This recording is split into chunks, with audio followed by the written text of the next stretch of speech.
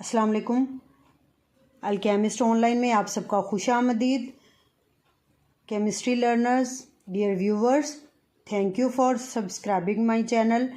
मेरी वीडियोस को देखने के लिए बहुत बहुत नवाजिश। अगर आप लोगों को इन वीडियो से कोई फ़ायदा पहुंच रहा, कोई एक पॉइंट भी क्लियर हो रहा है ना, तो आप इन वीडियोस को आगे अपने जो भी स्टूडेंट्स हैं 9th और 10th के, या बल्कि आप इसको FSC लेवल तक के स्टूडेंट्स को, यूनिवर्सिटी गोइंग स्टूडेंट्स को शेयर कर सकते हैं। क्योंकि हमारे बेसिक कॉन्सेप्ट्स अगर क्लियर होते हैं ना, तो फर्दर हमारी हायर स्टडीज़ में हमारी बहुत ज़्यादा हेल्प हो जाती है। और उस हेल्प का जो जज़ा मिलेगी उसमें आप लोग बराबर के शरीक होंगे। Thank you so much for watching my videos. चलते हैं अपने टॉपिक की तरफ। आज हमारी क्लास 10th का जो टॉपिक है ना, लॉ ऑफ मास एक्शन है। लॉ ऑफ मास एक्शन क्या है? ये गुलबर्ग एंड वेग ने 1869 में प्रेजेंट किया था, इसको इन्होंने पेश किया था। इसके लॉ के मुताबिक सबसे पहली चीज़ जो इन्होंने कही, हमें पता है रिएक्शन मिक्सचर के अंदर क्या होते हैं, सब्सटेंस होते हैं जो आपस में रिएक्ट कर रहे होते हैं। इन्होंने बताया कि सब्सटेंस का जो रिएक्टिंग रेट होता है ना, एक रिएक्शन मिक्सचर के अंदर जो चीज़ रिएक्ट कर रही है उसका रिएक्टिंग रेट डायरेक्टली प्रोपोर्शनल होता है उनके एक्टिव मैसेज के। सब्सटेंस का रिएक्टिंग रेट डायरेक्टली प्रोपोर्शनल होता है उनके एक्टिव मैसेज के।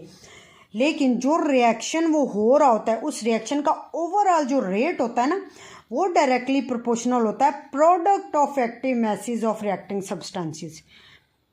सब्सटेंस का अपना रेट डायरेक्टली प्रोपोर्शनल होगा उनके एक्टिव मैसेज के, लेकिन जो रिएक्शन का रेट होगा वो डायरेक्टली प्रोपोर्शनल होगा सब्सटेंस के एक्टिव मैसेज के प्रोडक्ट के डायरेक्टली प्रोपोर्शनल होगा। उनकी प्रोडक्ट का हासिले ज़रब, एक्टिव मैसेज का हासिले ज़रब जो आएगा वो डायरेक्टली प्रोपोर्शनल होगा रेट ऑफ रिएक्शन के। अब यहाँ तक पढ़ के हमें पता चला कि एक्टिव मासेज के डायरेक्टली प्रोपोर्शनल होगा। तो ये एक्टिव मासेज क्या हैं? एक्टिव मासेज एक्चुअल में मोलर कंसंट्रेशन होती हैं जिनके यूनिट्स हैं मोल पर डेसीमीटर क्यूब।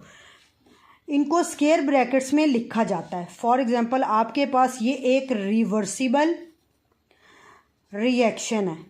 इसमें देखें ये रिएक्शन फॉरवर्ड भी हो रहा है, रिवर्स भी हो रहा है, इसलिए इसको डबल हेडेड एरो से शो किया गया है। यहाँ पर ये दो रिएक्टेंट्स हैं A प्लस B, ये रिएक्ट करते हैं और ये कन्वर्ट हो जाते हैं प्रोडक्ट में जो कि हैं C और D। इनकी अगर हम मोलर कंसंट्रेशंस लिखेंगे ना, क्योंकि रिएक्शन की जब हम बात करेंगे तो ये इसके अंदर रिएक्टिंग स्पीशीज़ हैं, रिएक्टिंग सब्सटेंसेस हैं, तो इनकी मोलर कंसंट्रेशन हम ऐसे लिखेंगे, ये A स्क्वायर ब्रैकेट्स के अंदर ये A की मोलर कंसंट्रेशन है, ये B की, ये C एंड D की। इसी तरह से इनकी मोलर कंसंट्रेशन को लिखने का ये तरीका है कि जो भी रिएक्टिंग स्पीशीज़ होती हैं उनके जो सराउंडिंग में स्क्वायर ब्रैकेट्स डाल दी जाती हैं और वो उनकी एक्टिव मैसेज बन जाते हैं। अब हम इस पे लॉ ऑफ मास एक्शन को अप्लाई करते हैं। जो रिएक्शन हमने पीछे पढ़ा है ना, इस पे लॉ ऑफ मास एक्शन को अप्लाई करते हैं। ये रिएक्शन 2 स्टेप्स में होगा, पहले फॉरवर्ड होगा फिर रिवर्स होगा। तो पहले हम फॉरवर्ड को स्टडी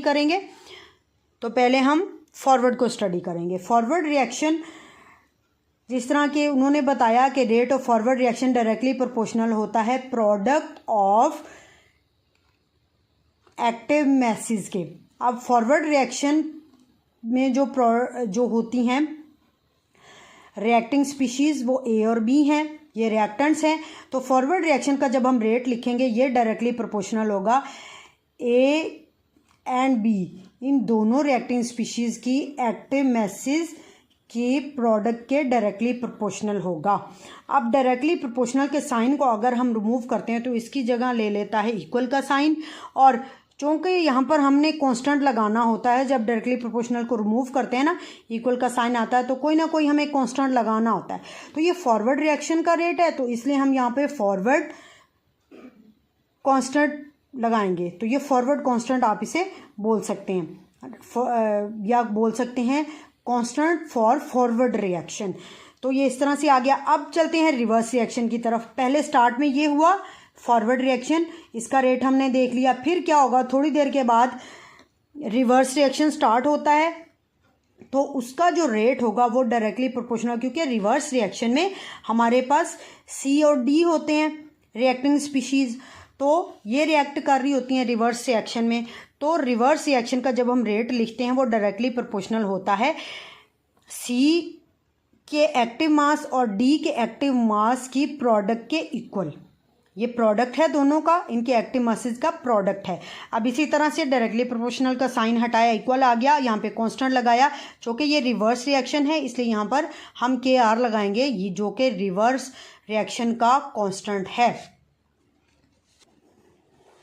फॉरवर्ड भी पढ़ लिया हमने, रिवर्स भी, फॉरवर्ड रिएक्शन भी पढ़ लिया, रिवर्स रिएक्शन भी पढ़ लिया। तो इक्विलिब्रियम स्टेज पे फॉरवर्ड रिएक्शन भी पढ़ लिया, रिवर्स रिएक्शन भी पढ़ लिया।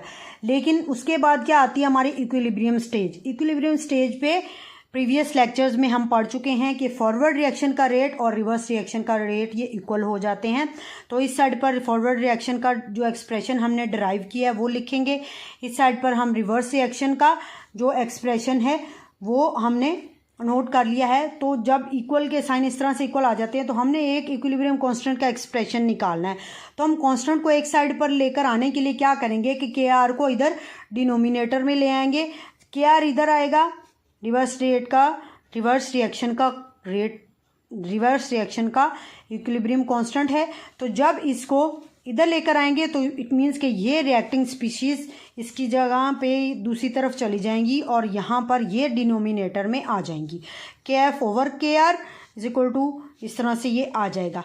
अब ये दोनों का जो कि रेशो है, इन दोनों की रेशो को हम के सी कहते हैं, और के सी क्या है, इक्विलिब्रियम कांस्टेंट है। इसको एक नाम दे दिया जाता है, ये वो कांस्टेंट है जो रेशो होती है एक्टिव मासेस की प्रोडक्ट की एक्टिव मासेस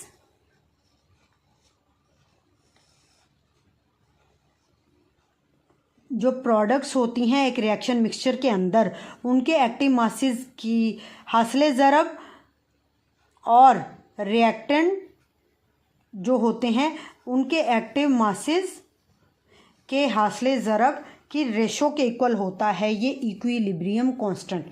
यहाँ तक जो है हमारा एक्सप्रेशन निकल आया है इक्विलिब्रियम कांस्टेंट का। अब हम दूसरी सूरत देखते हैं कि अगर हमारे पास ऐसा रिएक्शन हो जिसके अंदर कुछ नंबर ऑफ मोल्स हों, ये आपके पास वही रिएक्शन है, यहाँ पर मैं नंबर ऑफ मोल्स लिख देती हूँ, ए के स्मॉल है, बी का नंबर ऑफ मोल स्मॉल है, सपोज करें सी का स्मॉल डी है एंड डी का स्मॉल डी है।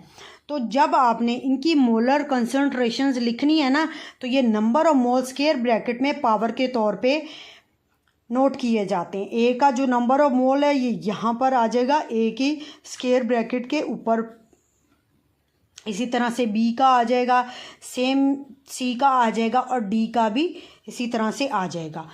तो बताने का मकसद ये है कि जो नंबर ऑफ मोल्स होते हैं जब हम मोलर कंसंट्रेशन लिखते हैं तो स्क्वायर ब्रैकेट के ऊपर पावर की सूरत में लिखे जाते हैं। अब इसका अगर हम इसी चीज़ का इक्विलिब्रियम कांस्टेंट देखेंगे तो इक्विलिब्रियम कांस्टेंट में भी हम सेम यही केस करेंगे कि रिएक्टिंग स्पीशीज़ के जब एक्टिव मैसेज हम लिखेंगे उनके ऊपर number of moles square bracket, तो हम डायरेक्ट आ गए हैं इक्विलिब्रियम कांस्टेंट के एक्सप्रेशन पे।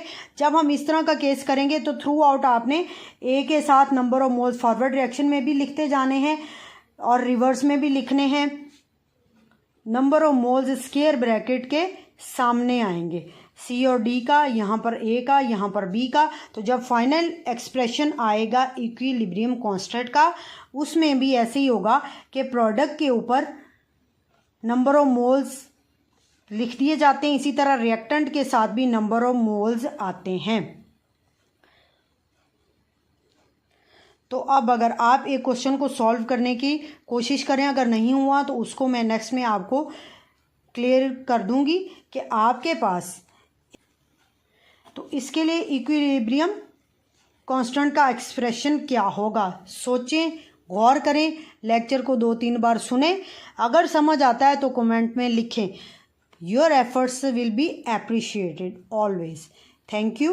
मेरे चैनल को सब्सक्राइब कर लें, बेल आइकन को प्रेस कर लें, ताकि इसी अगला लेक्चर जो आएगा वो भी आप लोगों तक इजीली पहुंच सके। Thank you so much.